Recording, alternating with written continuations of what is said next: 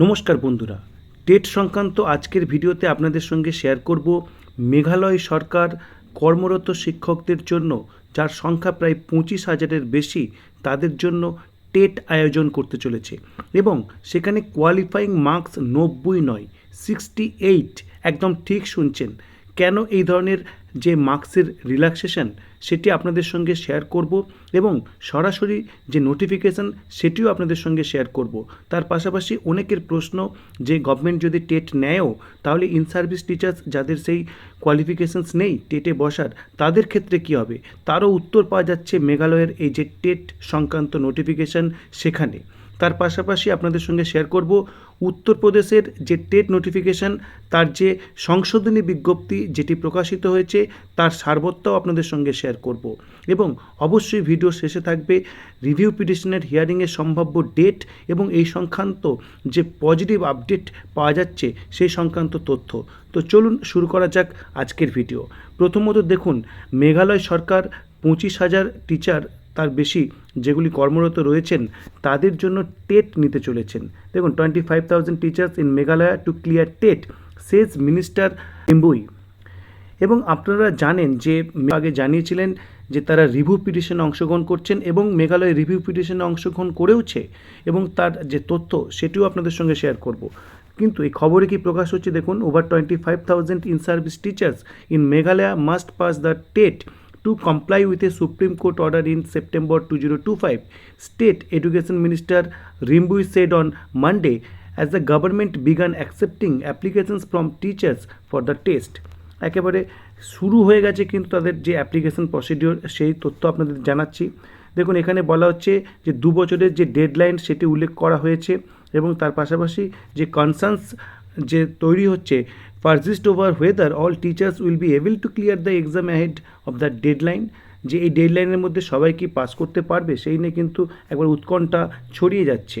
তো এখানে দেখুন, গভর্নমেন্ট অফ মেঘালয়ের সেই নোটিফিকেশান আপনাদের সঙ্গে সরাসরি শেয়ার করছি 18ই মার্চ 2026, যেখানে কিন্তু টেট নেওয়ার কথা বলা হচ্ছে এবং দেখুন opening date of online application হচ্ছে 23 মার্চ 2026, অর্থাৎ গতকাল থেকে অ্যাপ্লিকেশান করা শুরু হয়ে গেছে, চলবে 9 এপ্রিল পর্যন্ত এবং পরীক্ষার ডেট দেখুন 29 মে 2026, যদিও এটি টেন্টেটিভলি ডেট মেনশন করা রয়েছে।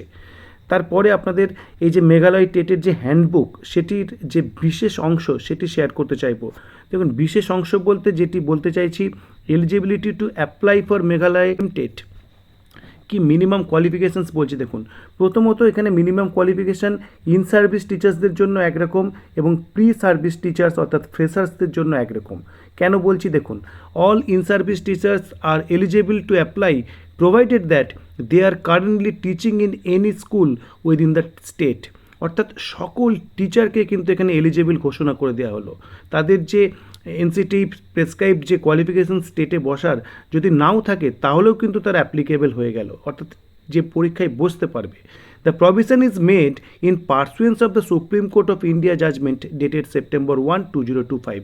অর্থাৎ এই যে স্পেশাল যে ছাড় তারা দিয়ে দিল, যে কোনো টিচারই টেটে বসতে পারবে, তার যে পর্যাপ্ত যোগ্যতা মান থাকুক বা না থাকুক সেটির জন্য কিন্তু কি বলা হচ্ছে, পারসুয়েন্স অফ দ্য সুপ্রিম কোর্টের যে জাজমেন্ট তার ভিত্তিতে তারা কিন্তু এই ছাড়টি দিয়ে দিচ্ছে, একবারে স্পষ্ট জানিয়ে দিচ্ছে। এবং দেখুন, প্রি সার্ভিস টিচার্স যারা রয়েছে তাদের ক্ষেত্রে যে নর্মস সেটি এনসিটি এর একেবারে যে গাইডলাইন্স, যে এইচএস বা 50% মার্কস বা 2 বছরের ডিপ্লোমা ইত্যাদি ইত্যাদি যে বিভিন্ন ভাগ রয়েছে সেটি 1 to 5 বা 6 থেকে 8-এর জন্য, সেগুলি কিন্তু একেবারে ডিটো কিন্তু এখানে মেনশন করা রয়েছে। কিন্তু ইন সার্ভিস টিচার্সদের ক্ষেত্রে এই ধরনের কিচ্ছু বিষয় নেই, সবাই কিন্তু অ্যাপ্লিকেবল এই পরীক্ষায় বসার। এরপরে যেটি মোস্ট ইন্টারেস্টিং বিষয় দেখুন, কোয়ালিফাইং মার্কস রয়েছে 60%, কিন্তু এখানে রিল্যাক্সেশনস দিচ্ছে কি দেখুন, 15% রিল্যাক্সেশন দিচ্ছেন।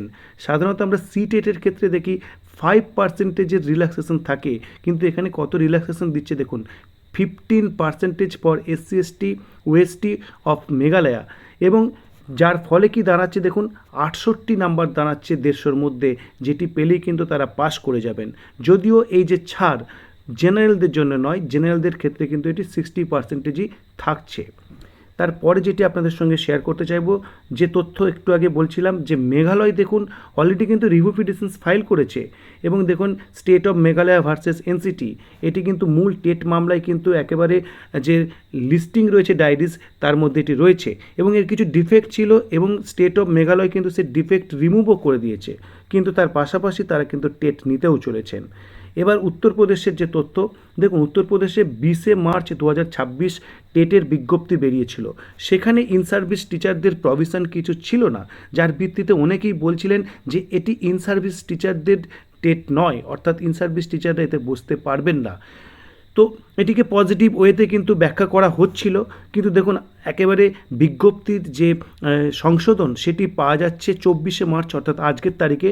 সেখানে কি বলছে, মাননীয় সর্বোচ্চ ন্যায়ালয়ের যে জাজমেন্ট 1 সেপ্টেম্বর 2025 তার ভিত্তিতে সেবারত বা ইন সার্ভিস যারা টিচার তারাও কিন্তু এই পরীক্ষায় বসতে পারে, একেবারে স্পষ্ট বলে দেওয়া হচ্ছে। এবার দায়িত্ব থাকছে টিচার্সদের, তারা বসবেন কি বসবেন না।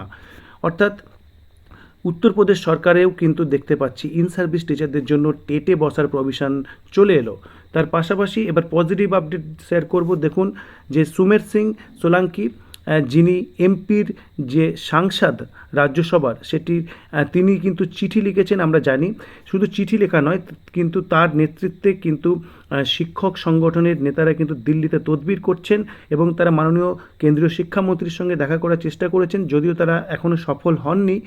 কিন্তু তার পাশাপাশি যে রাষ্ট্রমন্ত্রী বা রাজ্যমন্ত্রী রয়েছে শিক্ষা দপ্তরের, জয়ন্ত চৌধুরী, তাকে কিন্তু তারা চিঠি দিয়েছেন এবং সেই চিঠির যে কপি আপনারা লক্ষ্য করতে পাচ্ছেন, যেখানে স্পষ্টভাবে যে 2009 RT অ্যাক্ট চালু হওয়ার পূর্বে নিযুক্ত টিচার তাদের টেটের হাত থেকে রক্ষা করার জন্য কিন্তু এই চিঠি, এবং তাদেরকে টেটের যে অনিবার্যতা সেখান থেকে মুক্তি দেওয়ার জন্যই কিন্তু এই চিঠি তিনি লিখেছেন। তারপরে একেবারে লাস্ট দেখুন, মার্চ টু দিল্লি, অর্থাৎ দিল্লিতে আগামী 4 এপ্রিল 2026 টিচার্স ফেডারেশনস অফ ইন্ডিয়ার ডাকে মেগা র্যালি হতে চলেছে। মশাল র্যালি বা এই ধরনের র্যালি কিন্তু অনুষ্ঠিত হতে চলেছে, যেটি দাঁড়াচ্ছে পুরো বিষয়টি যে বিভিন্ন রাজ্য কিন্তু টেট নিয়েছে অলরেডি বা নিচ্ছে। তার পাশাপাশি কিন্তু যে আন্দোলন এবং টেটের যে রিভিউ পিটিশন তার যে ফয়সাল্লা সেটি হওয়ার জন্য কিন্তু প্রচেষ্টা চালানো হচ্ছে। যে মার্চের 31 তারিখ পর্যন্ত এই বিষয়ে কিন্তু কোনো আপডেট আসছে না, বিভিন্ন রকমের ছুটি রয়েছে এখানে সুপ্রিম কোর্টে এই সময়। যেটি জানা যাচ্ছে 1 এপ্রিলের পরে, অর্থাৎ এপ্রিলের ফার্স্ট উইকে কিন্তু রিভিউ পিটিশনের যে হিয়ারিংয়ের ডেট সেটি পাওয়া যেতে পারে। তো এই সংক্রান্ত আপডেট যতক্ষণ না ফাইনালি পাচ্ছি আমরা ততক্ষণ পর্যন্ত কিন্তু নিশ্চিন্ত হতে পারছি না। টেট সম্পর্কে আপডেট আপনাদের মতামত অবশ্যই কমেন্ট বক্সে প্লেস করুন এবং ভিডিওটি অবশ্যই শেয়ার করুন এবং ভালো লাগলে চ্যানেলটি সাবস্ক্রাইব করুন। ধন্যবাদ।